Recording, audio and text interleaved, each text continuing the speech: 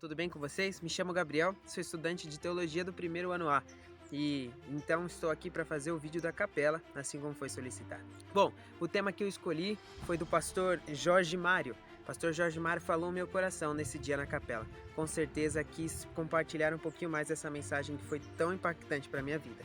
Então, fique atento para o que nós vamos ler daqui para frente. Bom, nós temos diversas interpretações pelo mundo afora sobre a questão da salvação. Nós, como adventistas do sétimo dia, também temos uma interpretação. Nós cremos que essa é a mais correta, de acordo com a nossa visão bíblica, né? Jorge Mário trouxe uma visão extremamente diferente do que eu via anteriormente sobre a salvação. Ele ampliou realmente o meu conhecimento nesse sentido. Pastor, ele fez questões de dividir em três partes, em três conceitos, em três processos que a salvação se encontra. Essa salvação está relacionada a algo que aconteceu no passado, que acontece no presente e que tem também o seu destino no futuro. Por isso, lendo alguns textos agora, eu te convido a gente imergir nesse estudo que com certeza vai nos trazer várias riquezas espirituais. A palavra de Deus diz que quem crer e for batizado será salvo. Ou seja, a salvação está relacionada ao crer. Se você crê que Jesus é o seu Senhor e Salvador, que Ele tem essa possibilidade de te salvar, você já está salvo. Por isso, você que está assistindo esse vídeo, você se considera salvo? Mas não porque eu e você temos força nisso, mas é porque Cristo Jesus tem essa capacidade de nos salvar. Se você crê que Jesus tem a capacidade de nos salvar, diga amém, eu creio.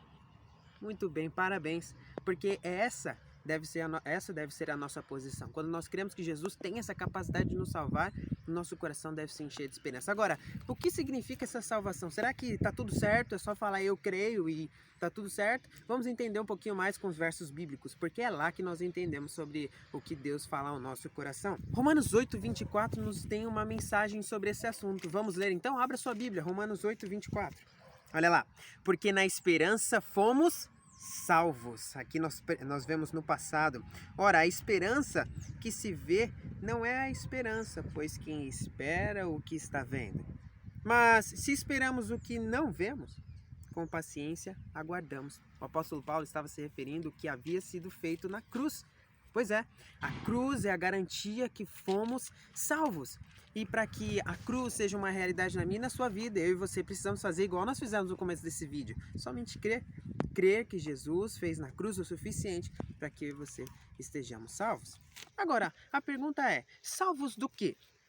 Muitas pessoas podem se perguntar, mas eu vou ser salvo do quê? A resposta é salvos do pecado. Era claro. Nós não poderíamos cometer pecado contra a lei de Deus, porque transgressões eternas exigem consequências eternas também. Foi o que aconteceu. Ao transgredirmos, com certeza trouxemos para a nossa vida uma culpa que jamais seríamos capazes de pagar, porque só pode se pagar algo que é eterno com um preço eterno. E com certeza eu e você não somos eternos, nós não temos uma vida a mais para dar como o preço do pecado. Por esse motivo, a cruz nos garante a salvação. A cruz nos garante a salvação de que fomos salvos do pecado. Nós fomos justificados. Tecnicamente, fomos perdoados nesse processo. O que era para ser feito, foi feito. Jesus morreu na cruz e foi pago. Agora, o que era para ser pago, foi pago. Agora, se nós vamos continuar nesse processo de aceitação do pagamento que Jesus fez na cruz, é uma outra questão. Por isso nós vamos abordar agora o segundo ponto, que está lá em Romanos 10:1. Abra sua Bíblia, Romanos 10:1. Irmãos, o desejo do meu coração e a minha súplica a Deus em favor deles é para que, presta atenção, sejam salvos. Olha só, nós vemos uma consequência no presente, nós vemos aqui uma situação no presente. Antes nós víamos no passado, foram, agora sejam no presente. Isso significa uma coisa muito importante para mim e para você. A Bíblia fala que hoje existe um santuário celestial. Lá no livro de Êxodo você vai ver Deus pedindo para que Moisés fizesse um santuário terrestre, assim como era de modelo no céu. A palavra de Deus diz que depois que Jesus Cristo então vem a pagar os preços na cruz e voltar para o lugar de onde veio, ele então passa a e interceder por nós lá no santuário celestial. Então nós vemos que no processo do hoje o Senhor continua intercedendo por mim e por você, até porque eu e você continuamos pecando ainda hoje. Por esse motivo, o santuário nos dá a evidência de que nós estamos no processo da salvação na parte da santificação. E a pergunta é, quanto tempo demora a santificação? Ei, amigo, presta atenção, a santificação demora a vida toda, ou seja, todo o tempo que você estiver aqui na Terra, você estará no processo da santificação. É impossível terminar a santificação antes que Jesus volte. Agora, o terceiro ponto, que nós já tratamos do passado, do presente, agora, claro, do futuro, está lá em Romanos também. Romanos 10, 9. Abre sua Bíblia lá, Romanos 10, 9. Romanos 10, 9 diz o seguinte, então acompanha comigo, ó. Se com a boca você confessa Jesus como Senhor, em seu coração crê que Deus o ressuscitou dentre os mortos, você será salvo. Ei, presta atenção, você que tem medo do que vem no futuro, independente do que aconteça nessa vida, a Bíblia é clara, depois que aquele que crê em Jesus Cristo ainda venha a morrer, não tem problema nenhum, porque a salvação é garantida, até mesmo aqueles que morreram professando crer no nome de Jesus. Você está entendendo a seriedade disso? Significa que nós fomos salvos. Nós fomos salvos no passado, continuamos sendo salvos todos os dias no processo da santificação. E no futuro também seremos salvos, mesmo que a morte venha nos acometer. Eu quero deixar na tela aí um quadro para você prestar bastante atenção. Então, a cruz foi suficiente para garantir a minha salvação. Depois disso, que aconteceu no passado, no caso, nós temos no presente. Hoje, como nós continuamos com a garantia da salvação? Através da certeza que nós temos, que a palavra nos indica, de que Jesus ainda continua intercedendo por nós no santuário celestial.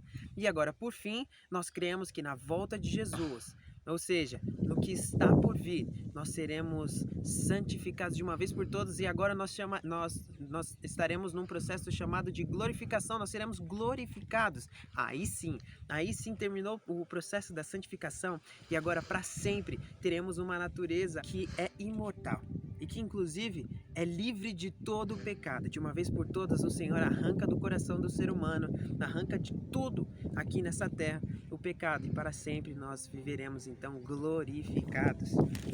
Agora, por que eu estou falando de tudo isso? Porque, assim como eu disse, a santificação ela não é somente dizer eu aceito no processo. O processo em si, ele está relacionado a eu aceito, mas depois eu continuo crendo que Jesus continua intercedendo por mim, por isso eu preciso me santificar diariamente e por fim eu sou glorificado na volta de Jesus Cristo. Mas como então, já que eu estou no processo da santificação, me manter firme? E olha, o Senhor diz lá em João 15, do 1 ao 10, leia comigo. Eu sou a videira e vocês são os ramos. Quem permanece em mim e eu nele, esse dá muito fruto, porque sem mim vocês não podem fazer nada.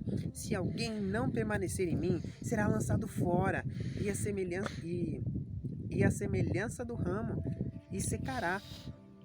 E o apanham e lançarão no fogo e queimam. Sei, presta bastante atenção, o Senhor diz que o segredo da santificação é permanecer em Cristo Jesus. Você pode repetir isso comigo? Repita isso comigo, ó. Vamos lá, é para repetir. Permanecer em Cristo Jesus. A pergunta é como fazer isso na prática?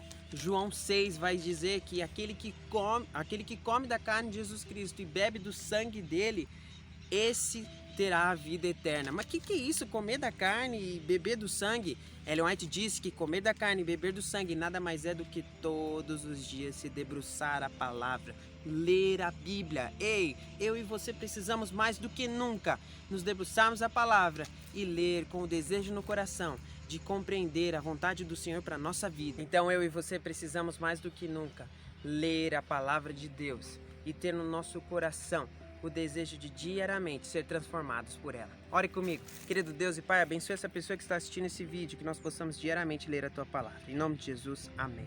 Deus abençoe sua vida e a nossa vida, que nós possamos amar ler a palavra do Senhor, para que no processo de santificação nós possamos continuar nos braços dele, para sermos salvos. Amém. Deus abençoe.